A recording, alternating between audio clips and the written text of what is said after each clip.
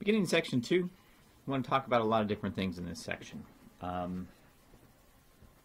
Last section we talked about the individual, which is good, and we identified the interactions and paradigm, which is the individual interacting with the whole idea of the environment, whatever that constitutes. Well, in this particular section, we're going to start trying to, we're not going to de-emphasize the individual. I mean, this is a sports psychology class, but we're going to start trying to, identify a little bit more how the environment is going to impact some of those things within the individual.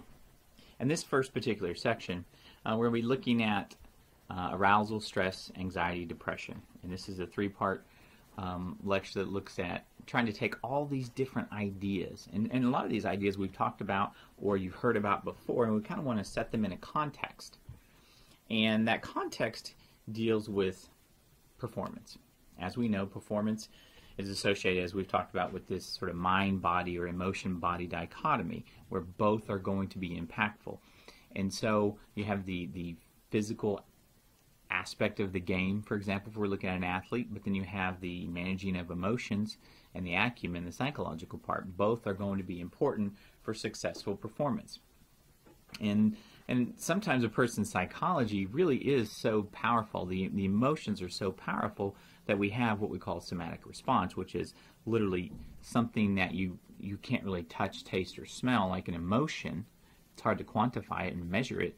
It's so powerful it actually makes your body have physical symptoms, and so that's what the somatic response is. You have butterflies or sweating palms, and so all of that is kind of associated with the nervous system and the stress response, and how body stimulation and adrenaline are going to be associated with not just physiology but also psychology.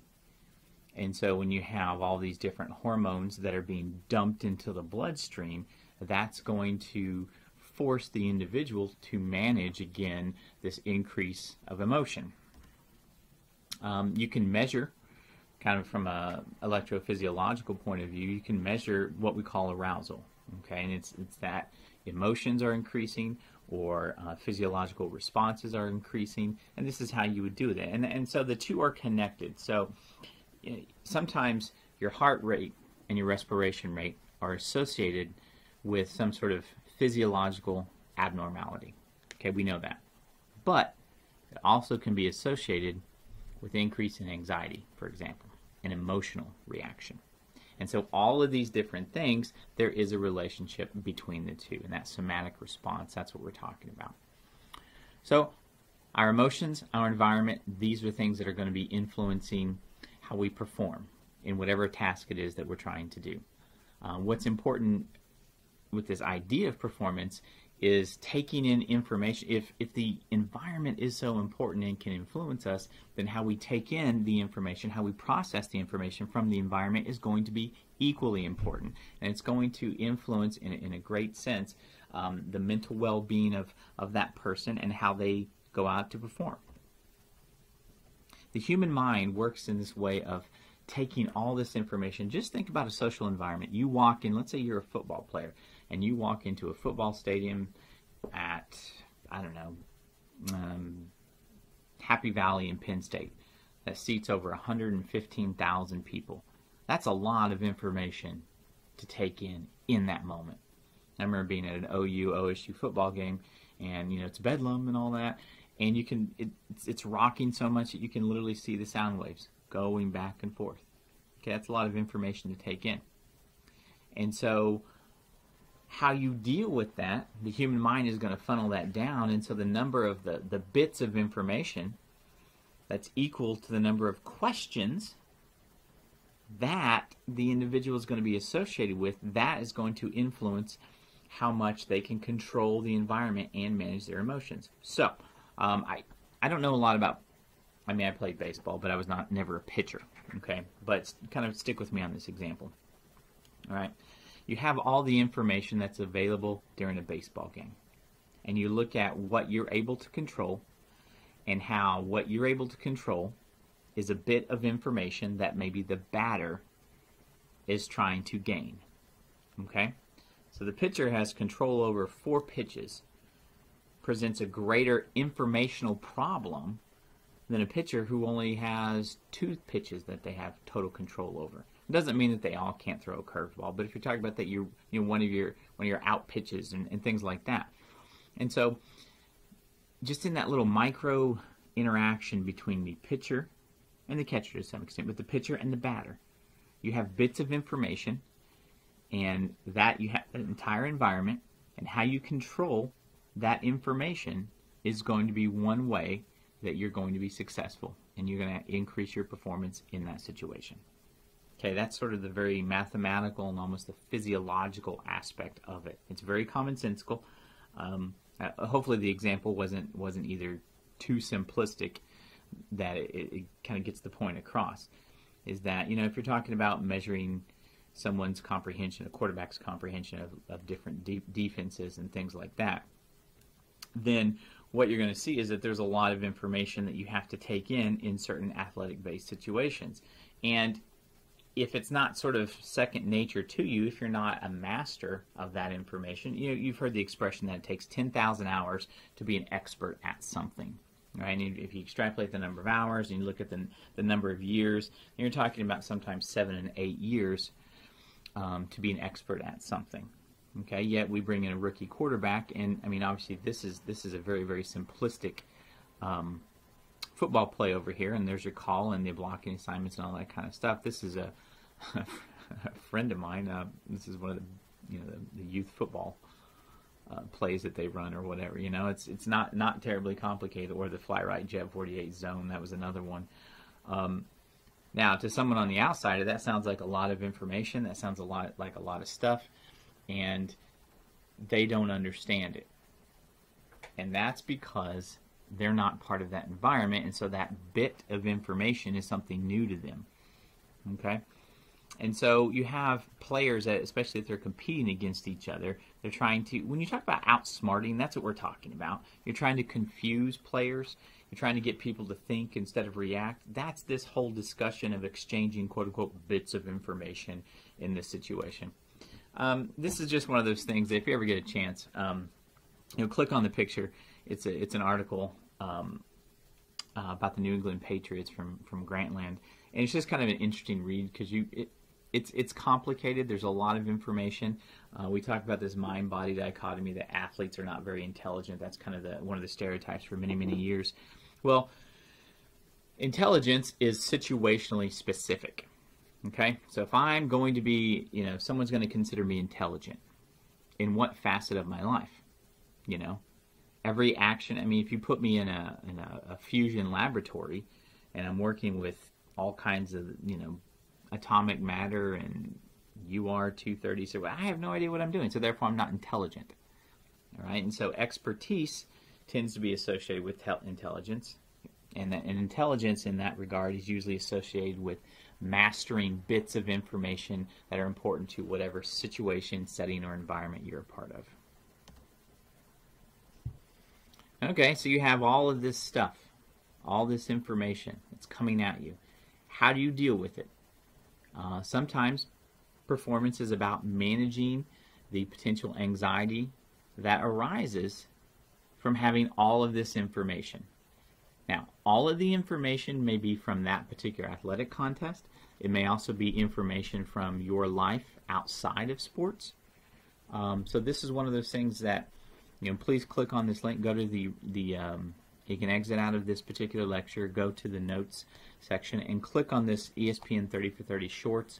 And it's talking about, it's a very, very kind of interesting little miniature documentary on how the psychology and trauma and processing information can manifest itself in the sports environment. And in this particular example, people were kind of making fun of him, and they called it the yips and that type of thing. And then come to find out, you find out all about how the athletic performance is influenced by all these different things, all this different information, these bits of information that may not be stored in the athletic performance realm or arena.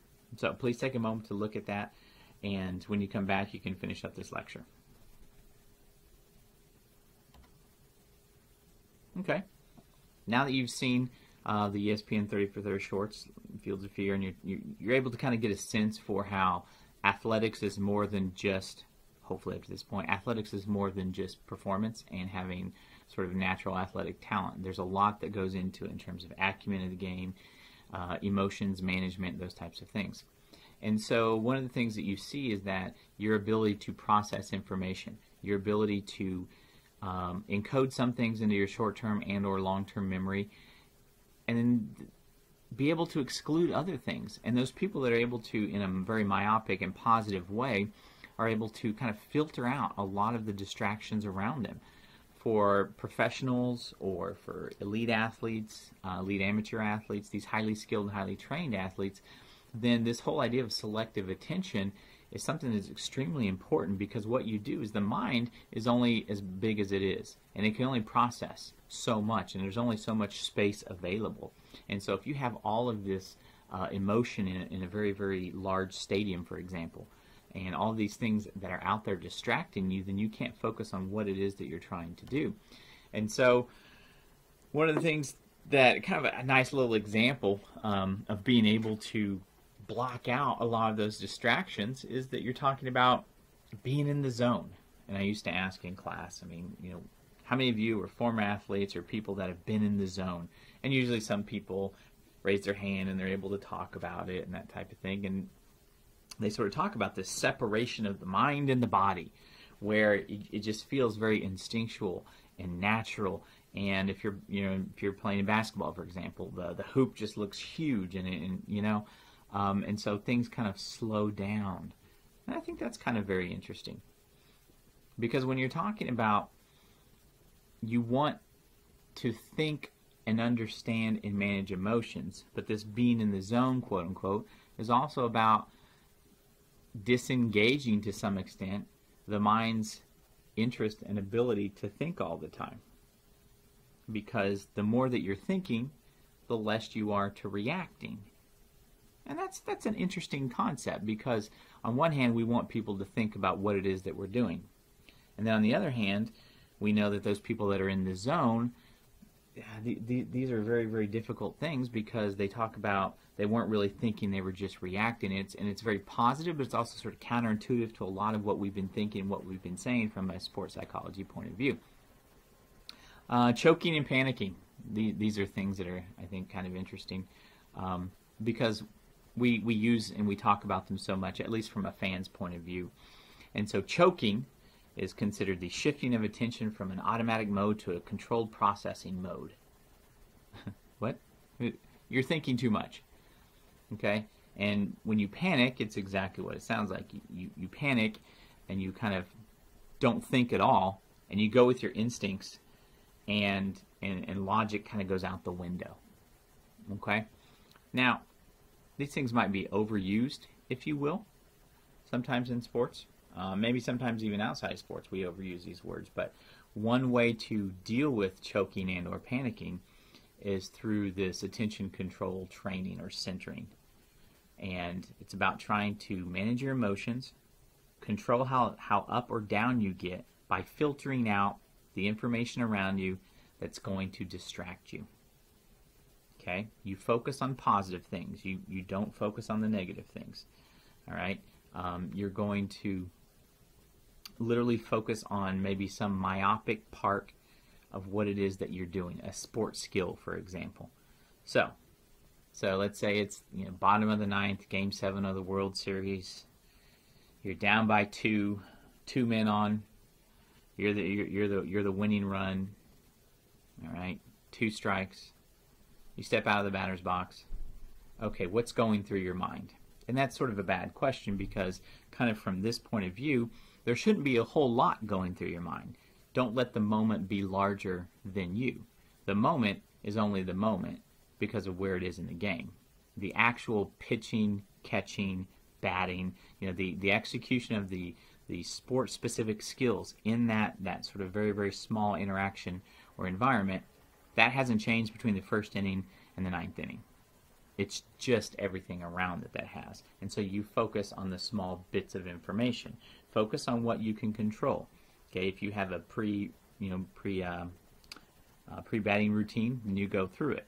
If you have a mantra that you kind of mutter under your breath to yourself, you say it. You get into the process that you normally go through. Here's some kind of examples.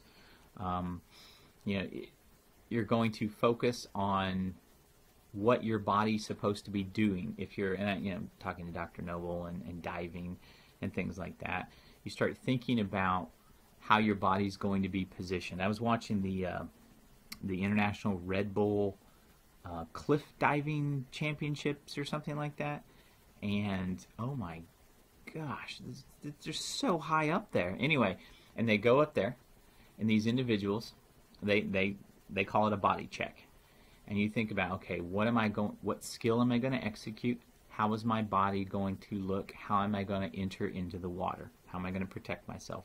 That type of thing. So that's part of this centering and control performance training. In golf or cycling, I realize that, you know, those are dramatically different things, but what you're doing in both is you're assessing the environment around you. Maybe that's weather conditions in both instances. Oftentimes the golfer is going to, you know, focus on their notes, on their experience, not just on that course, but on other courses. They're going to focus on the hole placement, the structure of the hole, hazards, things like that. You know, if the gallery is starting to form around you, you try to block that out. The cyclist in something like the Tour de France, for example, I mean, you have hundreds of riders, and people are cheering. You're going up a hill, it's pouring rain. There's just a lot of information to take in that environment, in that situation. So maybe one of the things that you do is you focus on the wheel of the rider in front of you. And it's sort of that monotony that helps you to regain your focus, kind of center yourself again, so that you can focus on the performance aspect and how much your mind should be engaged and how much it should not be engaged.